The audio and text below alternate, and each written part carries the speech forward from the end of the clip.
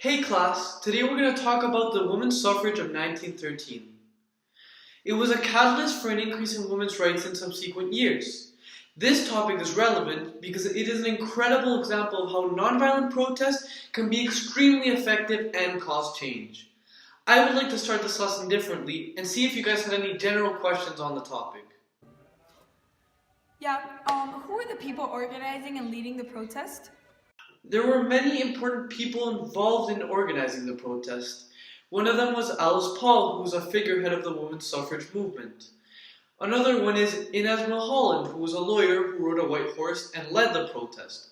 The image of her on a white horse is super iconic and famous and important to the movement as a whole. How did protesters travel to the march? Many had to hike 234 miles in 17 days from New York, and they came from other states too, carrying a letter to President-elect Woodrow Wilson demanding that he make suffrage a priority. How many marchers participated in the Women's March? The participants were 8,000 marchers, 9 bands, 4 mounted brigades, and 20 floats. Did any notable figure participate in that march? Notable participants were Helen Keller, Jeanette Rankin, Nellie Bly, and Ida B. Wells. Were only women from the US represented? No, there were many groups from other countries marching, mainly European countries. Why does the day the protest happened matter? It matters because it happened the day before Woodrow Wilson's inauguration. This had a huge impact because it took attention away from his arrival, and there was a lot of people in Washington. How did the public watching the protest react? There was a violent reaction. Watchers would kick and trip the people marching.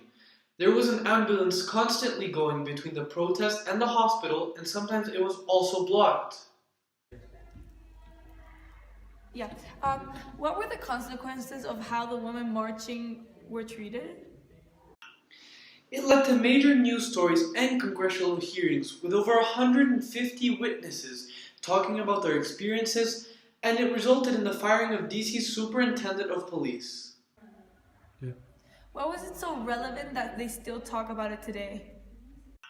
It was important because it was the first big women's march in the United States and the first big demonstration from the women's suffrage group. It helped achieve women's voting rights and change the law. How long after the protest did it take for women to get their rights? The law passed through Congress 7 years later. It looks like class time is over, so if you have any more questions, ask me if you see me in the hall, or there's a lot of online resources to help you.